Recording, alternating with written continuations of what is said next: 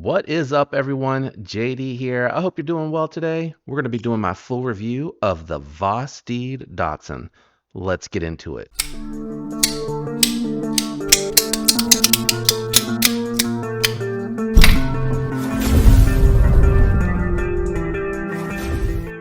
All right, so we're going to go ahead and do some size comparisons, profile comparison, and then we'll jump into my thoughts and impressions. I did go ahead and do the disassembly as soon as I got this one. I really wanted to throw some skiff bearings on there, and I'll jump into why here in just a little bit. But let's go ahead and kick it off with some size comparisons. First, here it is against the Migron Moyarl. As you can see, this is more of a medium-sized EDC, very in line with the Moyarl. And then another budget comparison that we can do is going to be the Civivi Bulltusk.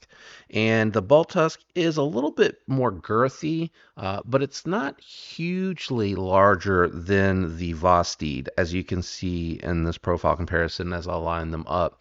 So more of the medium size, more like what you're seeing here from your Moyarl, one of my favorites. Here it is against the Spyderco Para 3. Para 3 is going to be slightly smaller. Not too much smaller, but a little bit smaller. And then here you go against the Spyderco Shaman. So the Shaman, you can see, has more overall length, more girth to it. Not by a lot, just a much taller blade. I have the skinny scales on there, but if the regular scales were on there, I would say it's probably more comparable. It very much reminds me of my bug out, and I should have grabbed that as the comparison.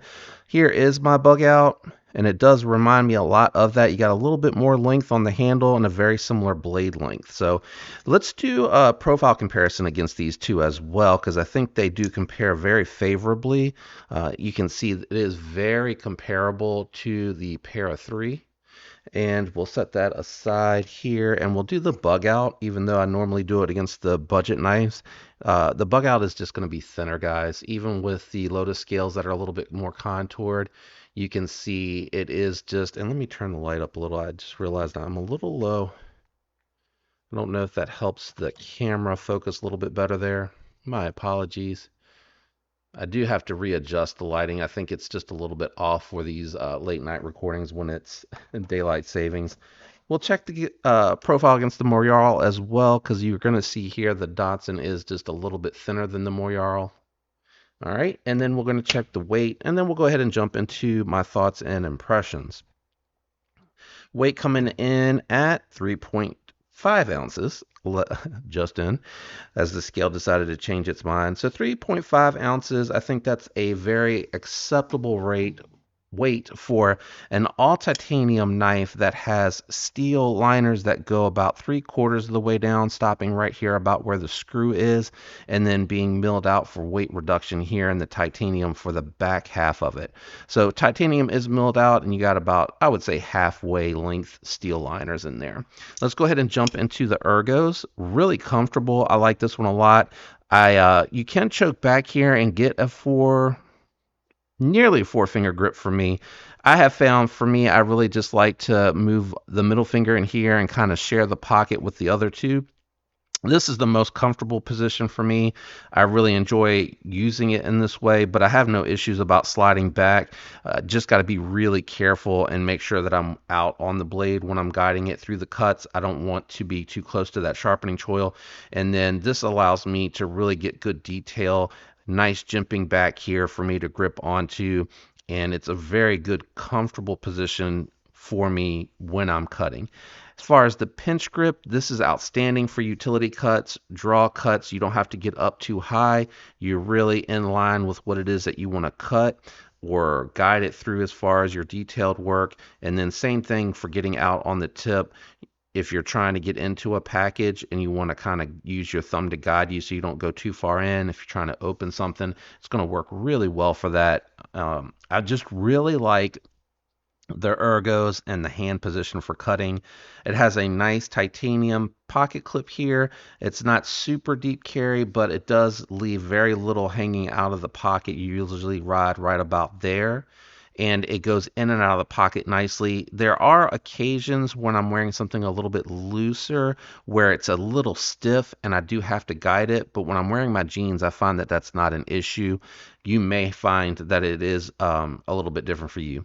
They included a filler tab here also, so you can switch this to left-hand carry, which is great because the lock is ambidextrous, which I really do appreciate about the crossbar locks. The detent on here is done really well. They did a nice job with making sure the thumb stud positions were in a good spot. They were nice and tight to the body, and you got to flick straight up, and it's a very satisfying flick. Also, I was surprised to see a front flipper on a crossbar lock. It works good. I wouldn't say it's great. I would say it's a little bit on the lighter side.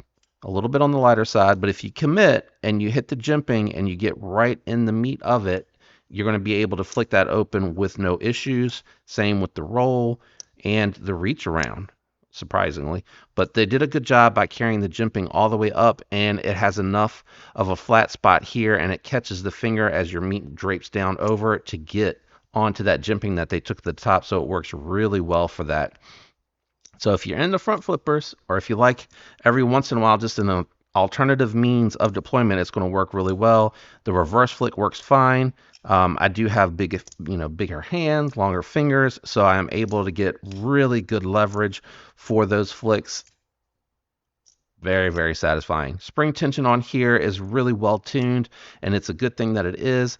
It is not adjustable. The springs are not adjustable on this Vosteed. I'd really hoped that they did do, oh, that's a really bright, there we go. I really hoped that they would. Got pocket lint in there. I really hoped that they would, but if you can see, and I need to get up on the camera a little bit, right there, you have just a really small hole, one hole, no adjustment, and then you can get a really good look at the liners here.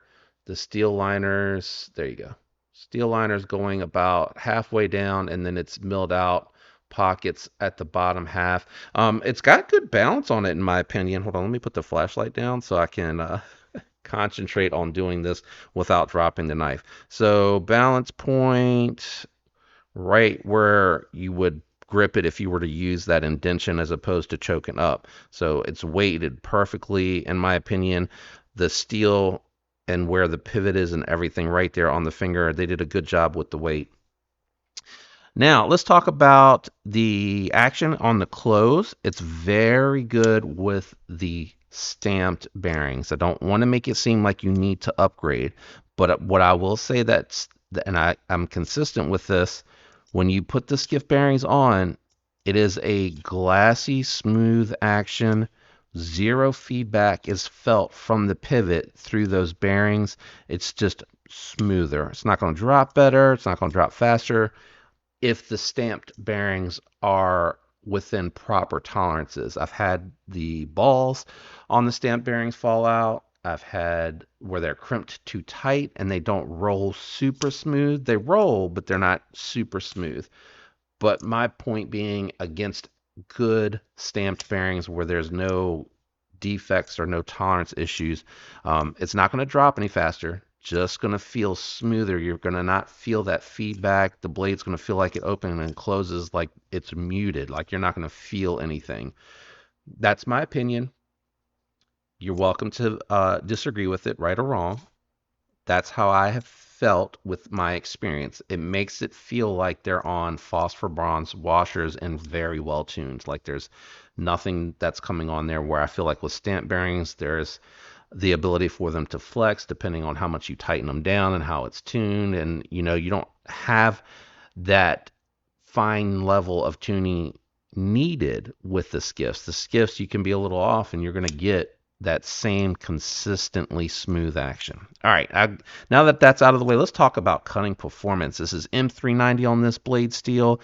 It is just over 3 inches, I believe. I forgot to check that. Yeah, so 3.25 inches. So I guess that's not just over, but it is over 3 inches, 3.25 inches, 7.77 inches overall length. We already checked the weight, 3.4 ounces. I don't even see it on the website anyway, unless I just cruised right past it. Cutting geometry on this thing is really, really good. I took it downstairs. Let's cut over to that footage and talk about it. All right, so we're down here in the garage. Let's check out what the Dachshund looks like in the cut test. Let's grab a sheet of paper first. Let's just see. I've used it a little bit, but not a ton. Yeah, so factory edge seems just fine. We're gonna run it through a few pieces of cardboard just to see how it passes. This is a single ply, nothing special here. Yeah, nice and slicey, guys. Nice and slicey.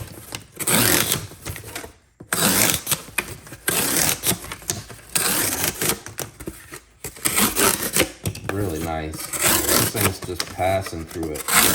No issues whatsoever. Ergos are super comfortable.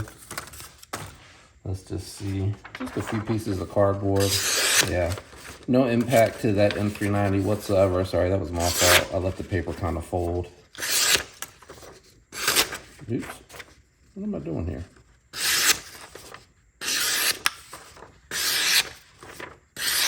Yeah. No issues whatsoever in my opinion. M390 seems really well treated. Really good thin geometry. Passing through really well. Let's kick it back up to the desk. So again, very comfortable ergonomically. Passed through the paper with no issues whatsoever. Very slicey. Went ahead and tested it on a little bit of cardboard. It was like a laser beam through the cardboard, man. It's just got really good geometry, nice high flat grind, good factory edge. Really happy with the performance on how this one slices. And again, with this blade shape, it's really going to be utilitarian. It's really going to be good for the power cuts. And I really did appreciate that when I tested it through the materials that you see on screen and then everything that I have cut with after that. I really like this, and it is coming in at just over $200. That's Migaron territory. That's the Kyrix territory right there. I would put this neck and neck with the Kyrix, giving this one a slight advantage with the better lock for strength. You don't have to worry about it failing. It's going to do really good as far as lock strength. I like the action on it. I think it feels nice and snappy with the thumb stud placement with the crossbar lock. You're not going to really miss not having a detent ball, in my opinion. It's going to feel really nice. It's got a little extra fidget factor there with the front flipper. Great handle shape, great ergos, nice classy look. This to me could almost flex into like a gents carry, in my opinion. I just really like this one. The M390, I didn't do a huge test, but I did cut through enough stuff to kind of test it. I'll do more of an in-depth cut test later on, and we'll post that up. But this, to me, really did well, and a little bit of stropping brought it back to being a laser beam, and it still really went through the paper after the cut test really, really well. There's not much that I'm going to be able to recommend as an alternative recommendation. I mean, this is super competitive in my opinion. You can probably go out there and find some Kaisers and things like that that are going to be really competitive price wise, but that generally is getting you S35 yen versus M390, and the M390 is going to be superior on edge retention, toughness. It's just going to be a better performing steel than the S35 yen. S35 yen is solid, it's good. I'm not knocking it. I have it on many of my knives, and it is a heat treat range that they do well so that it performs well, which is what I like. Same thing with S90V. That is a good overseas steel that they can stamp out a generic heat treat on, and it'll be a really good performer in your hands. With this one, I don't know that Vosteed indicated. Yeah, HRC is going to be 60 to 62. So right in that sweet spot. That is a good place for production M390. You're going to find that performs really well for you. All in all, this is one you can pick up.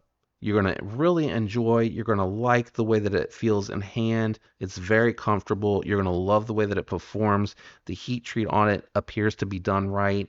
Like I said, my experience so far is that it has held its edge really well. I have no higher expectations of it.